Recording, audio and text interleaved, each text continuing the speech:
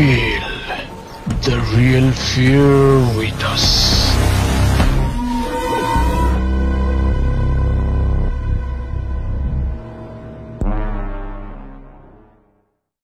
প্রিয় লিসেনার্স, আসসালামু আলাইকুম। Feel the real fear with আস।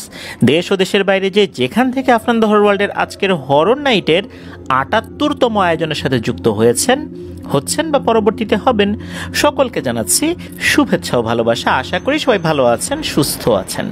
প্রিয় লিসেনার্স, আজকের এই এপিসোডে আমরা একটি ঘটনা নিয়ে হাজির হয়েছি। আর এই ঘটনাটি আমাদেরকে যিনি পাঠিয়েছেন, উনি একজন রেমিটেন্স যোদ্ধা ভাই। উনি বর্তমানে সংযুক্ত আরব আমিরাতের আল কোয়াইন নামক জায়গায় রয়েছেন। উনি যেখানে থাকেন সেখানে কিন্তু একটি ছোট্ট মসজিদ রয়েছে। মূলত ওনাদের কাজের যে জায়গাটা, ওই জায়গার ভেতরেই ওই জায়গার কর্মীদের নামাজ পড়ার জন্য একটি মসজিদ তৈরি করা হয়েছে, ছোটোখাটো একটা মসজিদ। ওই মসজিদে একজন নাইজেরিয়ান ভদ্রলোক ইমামতি করেন, যার নাম আব্দুর রহমান। এই আব্দুর রহমানের কাছ থেকে মূলত একটি ঘটনা উনি সংগ্রহ করেছেন।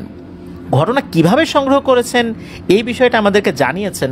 কারণ হচ্ছে আমাদেরকে যিনি ঘটনা পাঠিয়েছেন মোহাম্মদ সাদিকুর রহমান ভাই, তো উনি মূলত এক জায়গায় বসে বসে সবসময় দেখা যাচ্ছে যে আফরান দ্য হরর ওয়ার্ল্ডের ঘটনাগুলো শোনেন কানে হেডফোন লাগিয়ে।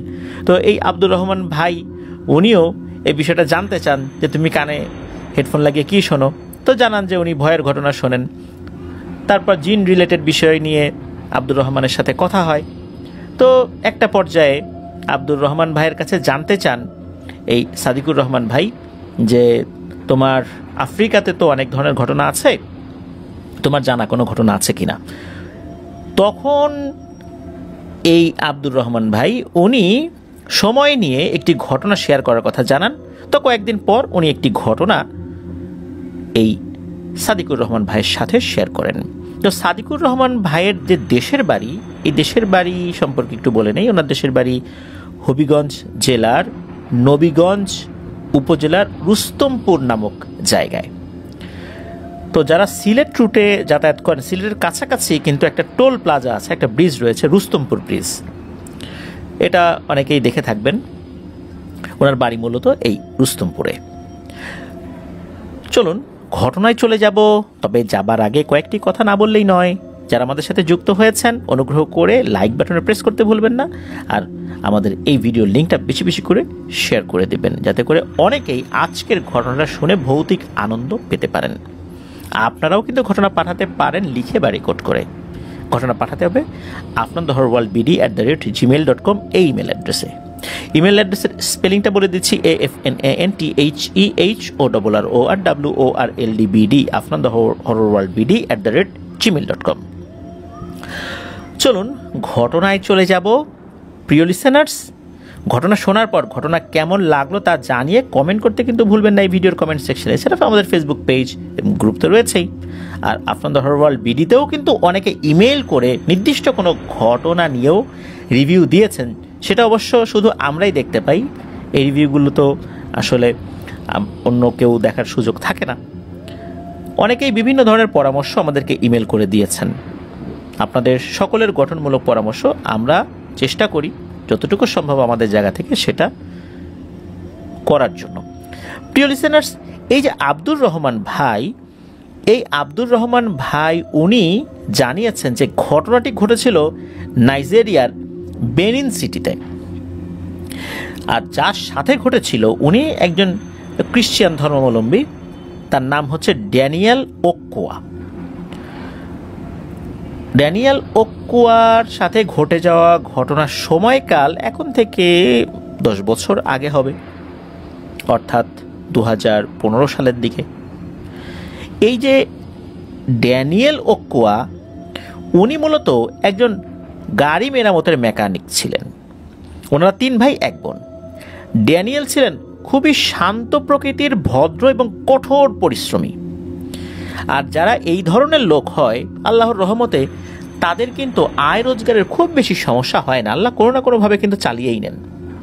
তাছাড়া পৈতৃক সম্পত্তি যা পেয়েছিলেন সেগুলো তো নিয়ে কাজ করছিলেনই, এছাড়া তার নিজেরও তৈরি করা প্রতিষ্ঠান ছিল যেখানে উনি গাড়ি মেরামত করতেন, ভালোই উপার্জন হচ্ছিল।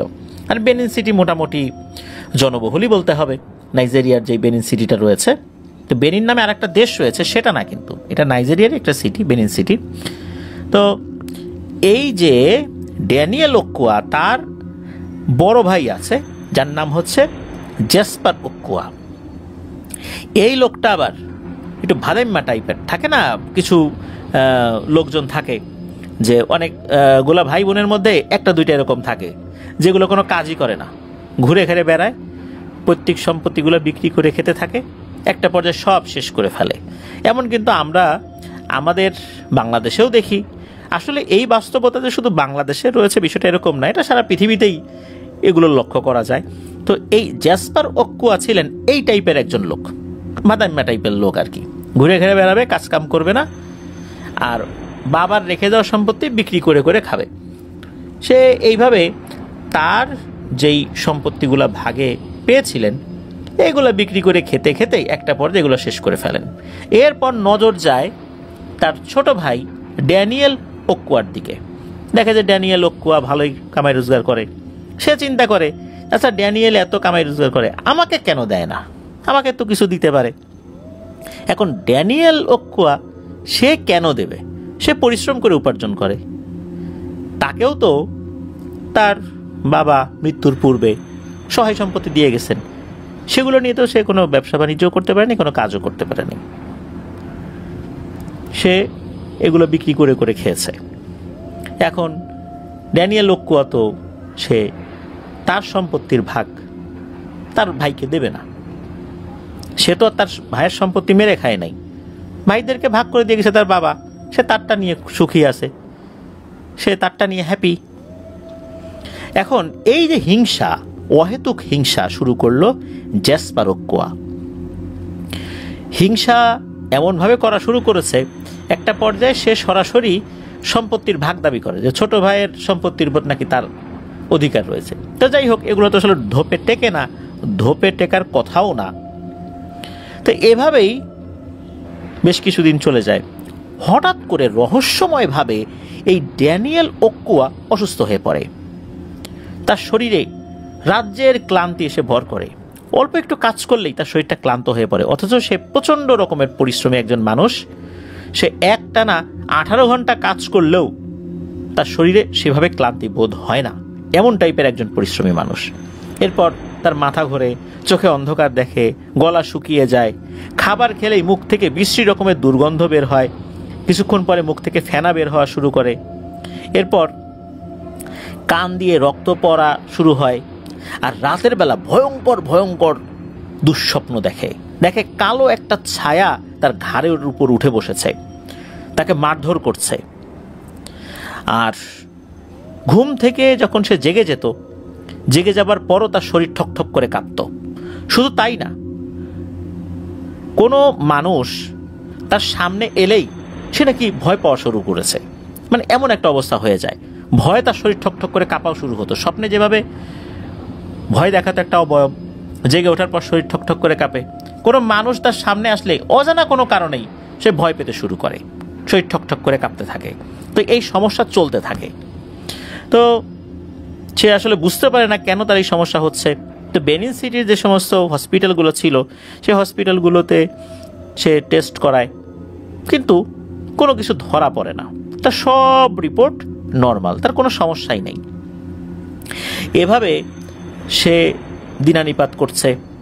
তার অসুস্থতাজনিত কারণে বিভিন্ন ধরনের ওষুধ খেতে হচ্ছে, দামি দামি ওষুধ খেতে হচ্ছে, যেগুলো নাইজেরিয়ার যে রাজধানী শহর যেগুলো আছে, বড় বড় সিটি আছে, সেগুলোতে বিভিন্ন ধরনের ওষুধ পাওয়া যেত, সেগুলো নিয়ে খাওয়া শুরু করেছে।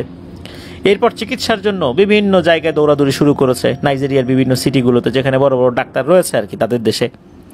তো এইভাবে অনেক টাকা পয়সা সে খরচ করে ফেলছে, তার জমানো টাকা শেষ। এরপর বাঁচার জন্য নিজের জমি জমা বিক্রি করে দেবে, এরকম একটা চিন্তা ভাবনা করেছে যে আর তো পারি না, আর তো সহ্য হয় না, কিভাবে চিকিৎসার খরচ চালাবো। ড্যানিয়েল ওকুয়া তো ধনী না, কিন্তু সে সুখী। আল্লাহ তাআলা তাকে যতটুকু দিয়েছেন ততটুকু নিয়েই সে হ্যাপি। এই অসুস্থতাজনিত কারণে তার তো আসলে দিন চলছে না। সে কাজ না করলে তার আয় উপার্জন কিভাবে হবে? সে তো মেকানিক, দোকান খুললে, গাড়ি আসলে, মেরামত করলে তার উপার্জন, তাছাড়া তার উপার্জন নাই। তো এভাবেই তার পরিবারটা আর্থিকভাবে খুবই দৈন্য দশায় পড়ে যায়। এভাবে দিন কাটছে। একদিন হয় কি, হঠাৎ করে ড্যানিয়েল ওকুয়া অজ্ঞান হয়ে পড়েছে। তার পরিবারের সদস্যরা ড্যানিয়েলকে নিয়ে হসপিটালে যায়। হসপিটালে নিয়ে যাওয়ার পর ডাক্তাররা তার পালস চেক করে, সব কিছু চেক করে জানায় যে ড্যানিয়েল মারা গেছে। পরিবারের সদস্যরা একমাত্র উপার্জনক্ষম ব্যক্তি, ভদ্র একজন মানুষ, পরিশ্রমী মানুষ, এমন একজন ব্যক্তিকে হারিয়ে সবাই শোকে কাতর হয়ে পড়ে। ড্যানিয়েল বিবাহিত ছিল, তার সন্তানাদি ছিল। তার বয়স তো কম না, প্রায় ওই সময় তার বয়স 40 বছর প্লাস ছিল। যেহেতু ডাক্তার বলেছে যে সে মৃত, 5 ঘন্টা পর ডাক্তার তার ডেথ সার্টিফিকেট তৈরি করে। এরপর বলা হয় যে তার মৃত্যুটা আসলে কেন হয়েছে এটা একটু বোঝার দরকার। তাকে মর্গে রাখা হয়। পোস্টমর্টেম করা হবে কি হবে না এই বিষয়ে একটা সিদ্ধান্ত নেওয়া হবে, কারণ তার যেই সিমটমগুলো ছিল মৃত্যুর আগে পরিবার থেকে যেভাবে জানিয়েছিল, আসলে তার বডি থেকে কোনো ধরনের গবেষণা করা যায় কি না এরকম একটা প্ল্যান ছিল। পরিবারের সদস্যরা তখনও অনুমতি ওভাবে দেয় নাই, তো তাদেরকে চিন্তা ভাবনা করার জন্য বলা হয়েছিল। তো এই জন্য ডেড বডিটা মর্গে রাখা হয়েছে। তো একটা পর্যায়ে এসে পরিবারের সদস্যরা তো আসলেই আগ্রহী, কেন তার সাথে এই ধরনের ঘটনা ঘটলো, কেন ডাক্তার রোগ ধরতে পারলো না। ঠিক আছে, আপনারা যদি গবেষণা করেন, যদি গবেষণা করে এর থেকে যদি কোনো ভালো কিছু বের হয়ে আসে, তাহলে তো আরও কিছু মানুষ বেঁচে যাবে। তখন পরিবারের সদস্যরা পোস্টমর্টেম করার অনুমতি দেন। এখন পোস্টমর্টেম করার অনুমতি দেওয়ার পর পোস্টমর্টেম করার জন্য একজন ডক্টর, তার এক সহকারী আর একজন ব্যক্তি তারা রেডি হয়ে যান। ডক্টর তখনও ঢোকেন নাই, উনি 2 জন সহকারীকে বলছেন যে তোমরা ভিতরে যাও, সব কিছু রেডি করো, আমি আসতেছি। তো একজন সহকারী ঢুকেছেন, ঢুকে লাইট টাইট জ্বালিয়েছেন, জানার পর কিছু জিনিস রেডি করছেন। ড্যানিয়েলের মুখের উপর থেকে কাপড় সরানোর পর ওই সহকারী তো চিৎকার দিয়ে ওঠে। তো এগুলো তো সব তারা তাদের ভাষায়, নাইজেরিয়ান ভাষায় বলছে। তো সে চিৎকার দিয়ে বলছে যে আমাকে বাঁচাও, আমাকে বাঁচাও, আমাকে মেরে ফেললো, আমাকে মেরে ফেললো, এই বলে চিৎকার চেঁচামেচি করতে করতে সে দৌড়ায় বাইরে আসছে। বাইরে আসার পর আরেকজন সহকারী বলছে কি হয়েছে, বলে যে ড্যানিয়েল ওকুয়া তো বসে আছে। বলে কি বলো বসে আছে মানে, সেটা কতক্ষণ আগে মারা গেছে। বলে তুমি যে দেখে আসো ড্যানিয়েল ওকুয়া বসে আছে, আমি ওই ঘরে যাব না। তখন এই আর একজন সহকারী সে ভিতরে গেছে, যাওয়ার পর সেও দেখে একই অবস্থা, ড্যানিয়েল ওকুয়া বসে আছে, শ্বাস নেবার চেষ্টা করছে, মনে হচ্ছে তার শ্বাসকষ্ট হচ্ছে। আর সে বলছে যে ওরা আমাকে নিয়ে যাবে, তোমরা আমাকে এখানে রেখে যেও না, আমি মরি নাই, আমি মরি নাই, এরকম বলছে। এখন ওই লোকটাও তো ভয়ে চিৎকার চেঁচামেচি করতে করতে বাইরে বের হয়ে আসছে। এদিকে ডাক্তার আসছে। এই 2 জনের চিৎকার চেঁচামেচিতে মানে চিৎকার চেঁচামেচি এমনভাবে করেছে যে আশেপাশে তো লোকজন জমা হয়েছে। কি হয়েছে কি হয়েছে, ভিতরে লাশ বসে আছে, কেউ ভিতরে ঢোকার সাহস করছে না। এই 2 জন তো ঢুকবেই না। ডক্টর বলতেছে যে তোমরা কি নেশাপানি করে আসছো নাকি, উল্টাপাল্টা কি দেখছো না দেখছো, চলো আমার সাথে, এই 2 জন তো যাবে না। তখন ডক্টর আরও কিছু লোকজন নিয়ে মর্গের ভিতরে ঢোকেন। ঢোকার পর দেখা যায় সত্যি এই 2 জন যেটা বলেছে সেটাই, ড্যানিয়েল ওকুয়া সে স্ট্রেচারের উপরে বসে আছে। মর্গের ভিতরে খুব ঠান্ডা ছিল, সে ঠান্ডায় কাঁপছিল। ড্যানিয়েল ওকুয়ার এরকম বসে থাকা দেখে দূর থেকে তারাও তো ভয় পেয়েছে।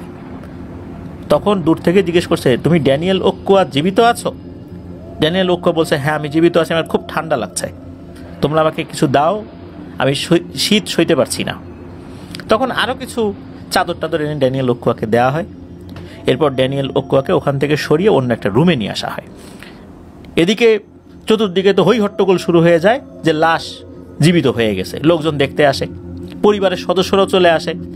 পরিবারের সদস্যরা যখন এসে দেখে যে ড্যানিয়েল ওকুয়া দিব্যি জীবিত আছে, তারাও স্বস্তির নিঃশ্বাস ফেলে। ড্যানিয়েল ওকুয়া তখন এক ভয়ঙ্কর অভিজ্ঞতার কথা বলেন। ড্যানিয়েল ওকুয়া জানান যে উনি নাকি রহস্যময় একটা ঠান্ডা ঘরের মধ্যে ছিল, যেই ঘরটা ছিল অন্ধকার, আর সেখানে ভয়ঙ্কর কিছু অবয়বকে উনি দেখেছেন। এই অবয়বগুলো তাকে বলছে, তোমার তো সময় শেষ হয় নাই, তোমাকে আমরা নিয়ে আসছি, তবে একটু পরেই তোমার সময় শেষ হয়ে যাবে, যখন তোমাকে তোমার আত্মীয় স্বজনরা কবর দিয়ে দেবে, যখন তোমাকে কফিনে ঢোকাবে, কবর দিয়ে দেবে, এরপরেই তোমার সময় শেষ, তুমি কিন্তু জীবিত, কিন্তু তোমাকে আমরা নিয়ে আসছি। এই কথাটা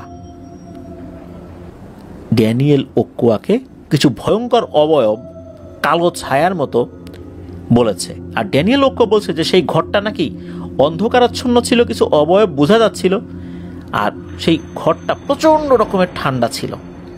এরপর তার ঘুম ভেঙে যায়। তারপর দেখেন যে উনি এরকম মর্গের মধ্যে আছেন। এরপর একজন লোককে দেখতে পান আলো জ্বলে, তার সাথে কথা বলার চেষ্টা করে, সে ভয়ে চলে যায়। পরে আরেকজন আসে, এরপরে তো আরো অনেকে আসছে। তো ড্যানিয়েল ওকুয়ার মুখে এই কথা শোনার পর পরিবারের সদস্যরা ওনারা বুঝতে পারেন যে এইটা মোটেও কোনো স্বাভাবিক ব্যাপার নয়। পরিবারের সদস্যরা কিন্তু শুরুতে কোনো ঝাড়ফুঁকের আশ্রয় নেন নাই, তারা ডাক্তারই দেখিয়েছেন। আর ড্যানিয়েলও ডাক্তার দেখানোর প্রতি তার আগ্রহটা বেশি ছিল। এরপর পরিবারের সদস্যরা ড্যানিয়েলকে হসপিটাল থেকে নিয়ে যায়, আর স্থানীয় ভাষায়, মানে নাইজেরিয়ান স্থানীয় ভাষায় ওঝাদেরকে বাবালাও বলা হয়। তো এরকম একজন আফ্রিকান বাবালাওয়ের কাছে নিয়ে যাওয়া হয়, তাদের এলাকারই। উনি সব কথা শোনেন।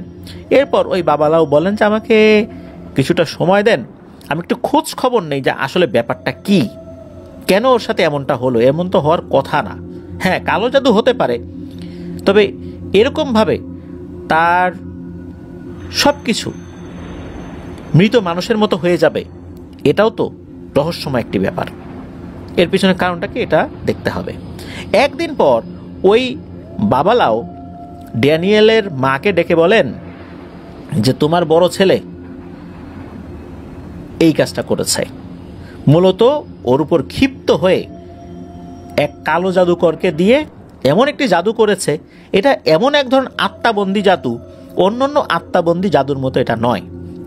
এই আত্মাবন্দী জাদুর ফলে মানুষ কিছুক্ষণের জন্য মৃত হয়ে যায়। তখন পরিবারের সদস্যরা দাফন করে দেয়, আর দাফন করার পর তার ওই আত্মাটা আবার তার শরীরের ভিতরে ফেরত আসে, আর ওই অবস্থাতে তো সে আর বের হতে পারে না, তখন ওই কফিনের মধ্যেই মারা যায় বা কবরের মধ্যেই মারা যায়। আর আরও একটা ব্যাপার, সেটা হচ্ছে যে অন্যান্য আত্মাবন্দী জাদুতে মানুষ কোমায় চলে যায়, তার শ্বাস প্রশ্বাস চলে, কিন্তু চোখ খোলে না, নড়াচড়া করতে পারে না। আর এই আত্মাবন্দী জাদুটা কিছু সময়ের জন্য করা হয়, অর্থাৎ কিছু সময়ের জন্য সে মৃত মানুষের মতো হয়ে যায়, আর তখন তাকে কবর দিলে সাথে সাথে আবার ওই আত্মাটা ফেরতও চলে আসে, কারণ এটাকে বেশিক্ষণ আটকে রাখা যায় না নাকি। এই জাদুর ধরনটাই এমন যে ঘন্টা 5 জন্য বা 6 জন্য এইভাবে মানুষকে মৃত বানিয়ে রাখা যায়, এরপরে আবার এই জাদুটা কেটেও যায়। যেহেতু ডক্টররা কালক্ষেপণ করেছিলেন, কেননা তারা চেয়েছিলেন যে তার লাশটা নিয়ে কিছুটা গবেষণা করতে, এই সমস্ত কারণে বিভিন্ন কারণে হসপিটালের বিভিন্ন প্রসিডিউরস রয়েছে, এসব মেনটেন করতে করতে দেরি হয়ে গিয়েছিল, যার কারণে পরিবারের সদস্যরাও তারা সাথে সাথে লাশ দাফন করেনি। আর ওইদিকে জাদুর যে সময়টাও শেষ হয়ে এসেছিল, যার কারণে ওর আত্মাটাকে আর বেশিক্ষণ বন্দি রাখতে পারেনি সেই দুষ্টু জিনেরা, যার কারণে আত্মাটা আবার ফেরত এসেছে। তবে সে যেগুলো বলেছে সেগুলো সবই সত্যি, ওই অবস্থাতে সত্যি জিনেরা তার সাথে কথা বলেছিল। তো এরপর ওই জাদুকর আরও জানান যে এই জাদু করার জন্য ড্যানিয়েলের মাথার চুল, নখ এগুলো তো নেওয়া হয়েছে কৌশলে, সেই সাথে ড্যানিয়েল যে খাবার খেয়েছে, এই খাবার অনেক সময় দেখা গিয়েছে যে সে পুরোপুরি খায় নাই, প্লেটের কোনো অংশে খাবার রয়েছে। এই এঁটো খাবারও কৌশলে তার বড় ভাই জ্যাসপেরও সে সংগ্রহ করেছে, আর সেটা দিয়েই সময় নিয়ে কালো জাদু করেছে। এক একটা সময় এক একটা জাদু করেছে, ওগুলোতে যখন খুব একটা কাজ হচ্ছিল না, ফাইনালি গিয়ে সে এই আত্মাবন্দী কালো জাদুটা করেছিল।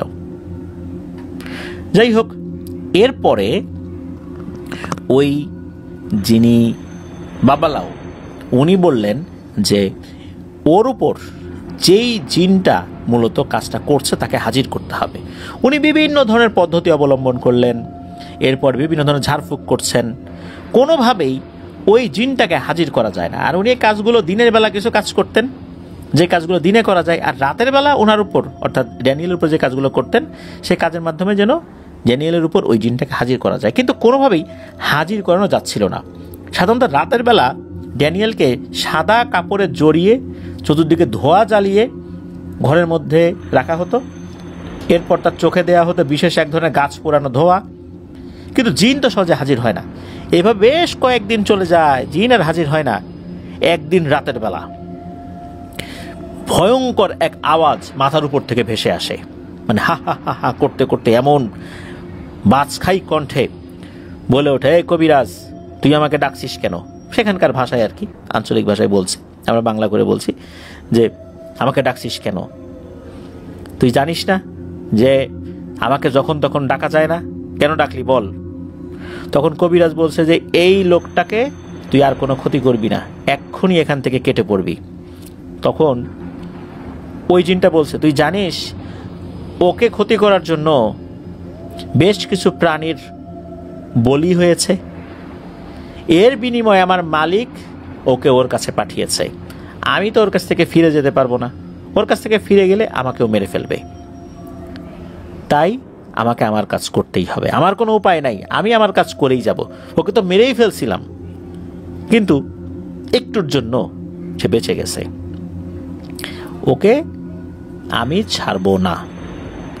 এরপর ওই যে বাবালাও অর্থাৎ ওঝা, উনি বলছেন যে তুই এতদিন আসতে চাস নাই, আমার ডাকাডাকিতে তুই আসছিস, এখন আর তুই যেতে পারবি না, তোকে আমি এমনভাবে বন্দি করে ফেলছি তুই আমার ইচ্ছা ছাড়া যেতে পারবি না। এখন তুই ভালোই ভালোই বল, তুই কি ড্যানিয়েলকে ছেড়ে যাবি কি যাবি না, ইয়েস অর নো?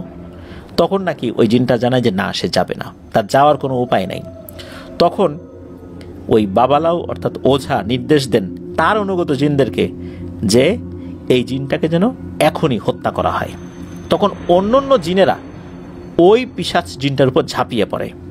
তখন এমন চিৎকার শোনা যায় আর এমন ধরনের ঝড়ো হাওয়া চতুর্দিকে বইতে থাকে, ড্যানিয়েলের বাড়ির আশেপাশে যে গাছগুলো ছিল সেই গাছগুলোতে কিন্তু কোনো ধরনের ঝড়ের প্রভাব পড়েনি, অর্থাৎ সেগুলো স্বাভাবিক ছিল, কিন্তু ওর বাড়ির বাইরে যে গাছগুলো আছে অর্থাৎ অন্যের বাড়ি বা আশেপাশে যে গাছগুলো আছে সেই গাছগুলো মনে হচ্ছিল দুমড়ে মুচড়ে যাচ্ছে, প্রচণ্ড চিৎকার। আর ওই পিশাচটা কিন্তু কারো শরীরের উপর ভর করে নাই, মানে মাথার উপরে, মানে শূন্য থেকে সে কথা বলছিল। সব কিছু কিন্তু এভাবেই হচ্ছে, মানে কারো উপর ভর করে না। এরকম তীক্ষ্ণ চিৎকার চতুর্দিকে চলতে থাকে, একটা পর্যায়ে চিৎকার থেমে যায়, সব কিছু ঠিক হয়ে যায়। তখন ওই কবিরাজ জানান যে আর কোনো সমস্যা নাই, ড্যানিয়েল ঠিক হয়ে গেছে। এরপরে ড্যানিয়েলের বেশ অনেক দিন ধরে চিকিৎসা চলে, মেডিকেল ট্রিটমেন্ট, তারপর আস্তে আস্তে সে ভালো হয়ে যায়। মূলত তার বড় ভাই এমন এক টাইপের কাজ করেছিলেন যার কারণে এই ধরনের ভয়ঙ্কর একটা জাদুর শিকার উনি হয়েছিলেন। প্রথম দিককার জাদুগুলো আমরা মোটামুটি স্বাভাবিকভাবেই দেখতে পাই যে এরকম সমস্যা অনেকেরই আছে, কিন্তু প্রিয় লিসেনার্স, কিছু সময়ের জন্য মানুষ একদম মৃত মানুষের মতো হয়ে যাবে, তার কোনো পালস থাকবে না, কিছু থাকবে না। যদি দ্রুত কবর দেওয়া হয়ে যায় তাহলে কিন্তু তার আর বাঁচার সুযোগ থাকে না। এই ধরনের একটা জাদু, আত্মাবন্দী জাদু মূলত ড্যানিয়েলের উপর করা হয়েছিল। যাক, ড্যানিয়েল সুস্থ হয়ে যায়। ড্যানিয়েলের এই ঘটনা নাকি ওই বেনিন সিটির একটা পত্রিকা যেটার নাম হচ্ছে বেনিন সিটি ডেইলি, এই বেনিন সিটি ডেইলিতেও নাকি রিপোর্ট আকারে প্রচারিত হয়েছিল। বর্তমানে ড্যানিয়েল পরিপূর্ণ সুস্থ, স্বাভাবিক। তিনি বিভিন্ন স্কুল, গির্জা এবং তার যে কমিউনিটি, এগুলোতে গিয়ে কালো জাদুর বিপরীতে সচেতনতামূলক বক্তব্যও দিয়ে থাকেন। এটাই ছিল ঘটনা। প্রিয় লিসেনার্স, শুনলেন ঘটনাটির মধ্যে শিক্ষণীয় বিষয় রয়েছে। নতুন আমরা কিছু জানলাম যে এইভাবেও মানুষকে জাদু করা যায়, যে কিছু সময়ের জন্য মানুষকে মৃত বলে মনে হবে, আর তখনই আমরা তাকে দাফন করব। দাফন করার পর সে স্বাভাবিক হয়ে যাবে, কিন্তু তার আর বাঁচার উপায় থাকবে না। এই জাদুটা খুব অল্প সময়ের জন্যই মানুষের উপর প্রভাব বিস্তার করে থাকে, বিশেষ করে এই ধরনের আত্মাবন্দী জাদুগুলো। আল্লাহ আমাদেরকে হেফাজত করুন। প্রিয় লিসেনার্স, সম্পত্তির জন্য মানুষ কত নিচে নামে।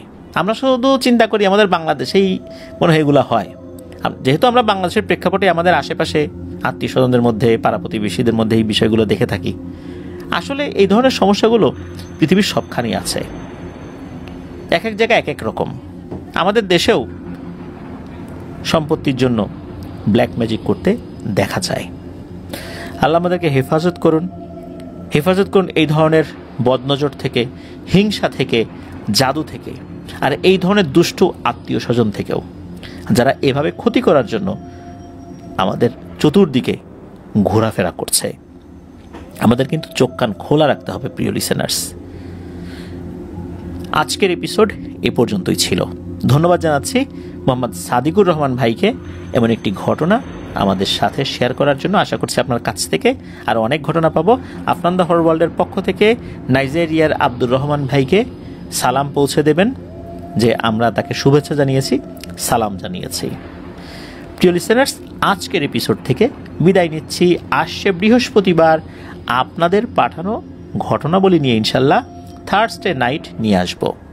সবাই ভালো থাকবেন, সুস্থ থাকবেন। আমার জন্য দোয়া করবেন, আমার পরিবারের জন্য দোয়া করবেন, আপনাদের জন্য দোয়া রইল, আপনাদের পরিবারের প্রত্যেকের জন্য দোয়া রইল। মহান আল্লাহ সুবহানাহু ওয়া তাআলা আমাদেরকে ভালো রাখুন, সুস্থ রাখুন, নিরাপদে রাখুন, আফনান দ্য হরর ওয়ার্ল্ডের সাথে রাখুন। আসসালামু আলাইকুম।